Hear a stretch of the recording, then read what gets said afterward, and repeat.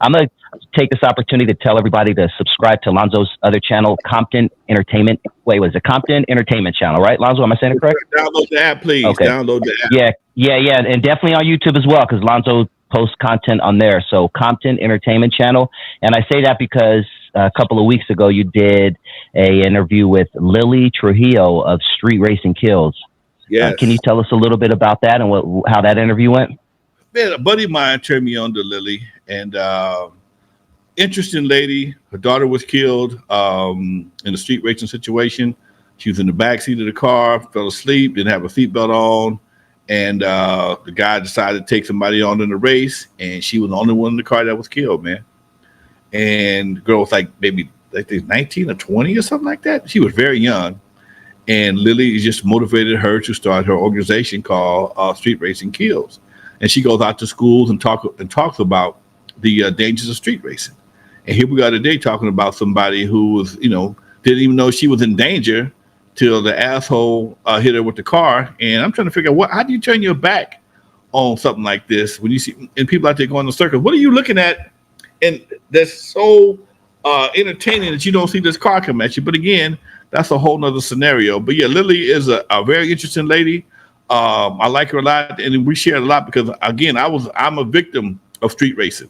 I was involved in this car that was hit by a street racer, and my passenger died in the car. So that's something near and dear to my heart, dude. That's for real. I spent 5 days in the hospital with fractured ribs and dislocated shoulders and shit. So when it comes to that shit, I can't stand them from bitches. I can't stand them. They're selfish and they don't respect nothing. Yeah, and sadly, you made it out better than the person who was in the car with you did. Unfortunately, you witnessed someone die from some asshole street racing. Yeah, you do. Yeah, I mean, when you if you, I wish I could have found my pictures of my truck. I don't know how I made it, dude. That was God, dude. The dude hit me going over 100 miles an hour. He hit me and my passenger died, dude. I don't know how I survived. Only thing I can think of, reason why I'm sitting here today, because when I drive, I'm an old low rider. I lean to the inside, okay? I lean to the inside. I got my arm on my armrest. I got my hand up. And I guess by the time they hit the car, I was maybe damn near a foot inside the car. And so he got my shoulder, but he just dislocated it, didn't break it. And he bruised some ribs real bad. My ribs was fractured. I couldn't hardly breathe for damn near a week, dude. It was horrible. It was horrible. Not to mention the mental anguish that I still deal with today. And that's shit. Glad you're here, away, man. Glad you're here. Dude, PTSD like a mother. Huh?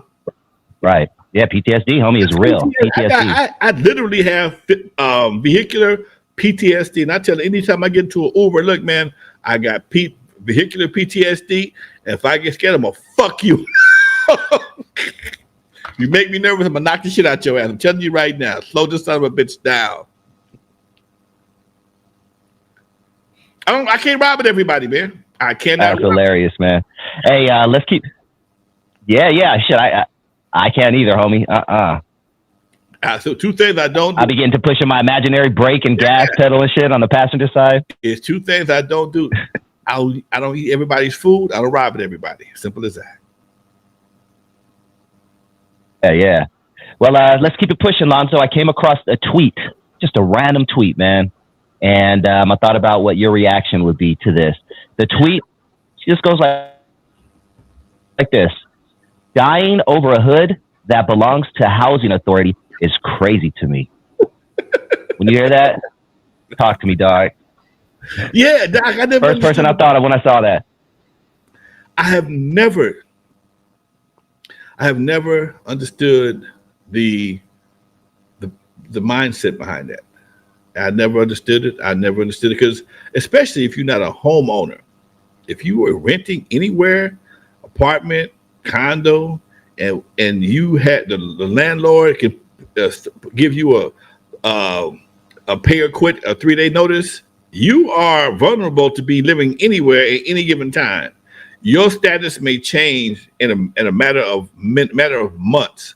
So to put yourself in that position, and a lot of guys have experienced that, They get moved around, whatever the case may be. Next day, you know, one day you wearing a blue hat, next day you wearing a red hat, and to say you dying over something that is owned by the government, I don't understand it, dude. I don't understand it. Yeah, I wouldn't either, man. Huh? I just don't understand it.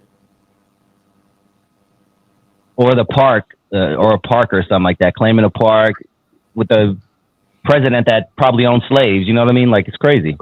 You know, here's the sad part, dude.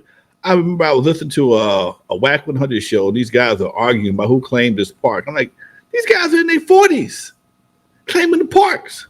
Huh? This all park. Okay, what else you do besides sitting here and drink these 40s? Hey man, it is what it is, Doc. You can't save everybody, and everybody don't get it. Everybody don't get it. If they don't get it, that's why we're here, man. We're changing. Okay. We're gonna change the algorithm, Lonzo. We're gonna change the algorithm. I'm telling you, man. Slowly. It's gonna take a little time, but we're gonna change this motherfucker. Let's keep it pushing, man. Let's keep it pushing. We got a lot to get to. I want to ask you this question because it's going to lead into the main topic that I would love to discuss with you for the rest of the night.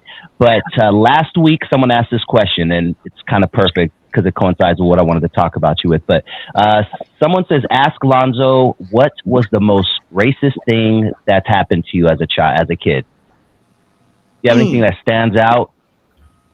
Yep, I got a couple of things. Talk to us. My dad used to go to Gardena High School night school. He was, getting his GED or his diploma, and he went to night school at Gardena High School. And every once in a while, I would go all the time. But one night, me and my brother decided to go. And we were playing basketball in the gym. We hang out. That's what we did. Waited on my dad to come out of school. Class wasn't but a couple of hours. And this little white dude, took our ball. And he took our ball, it was my personal ball, and went to go play basketball on the other court. I'm like, hey, man, that's my ball. Give me my ball. And he threw it at me, and he hit me with it. Okay? And I must have been about 10 or 11. Okay? And my brother, if I'm 11, my brother I must have been 12. My brother must have been about 9. And man, this dude, we was trying to figure out was he crazy or what? And we started playing dodgeball, but the only thing about it was we was the only one getting the ball thrown at us. Okay, he never stood against the wall, and the motherfucker's eyes. And he just had these crazy ass eyes, and we finally got tired of playing, and we started to walk off with the ball. Come back here, niggers! And that was last time I went to Gardena. That was last time I went to Gardena High School. But we told my daddy what happened. He would let us go back no more. Another time, we were riding through Hermosa Beach, me and my cousin, and Hermosa Beach is really crowded on the weekend. It was my cousin and our girl. We had my cousin, his girl, her kids, me, my girl, and my daughter, and a bunch of white boys in one of those pickup vans.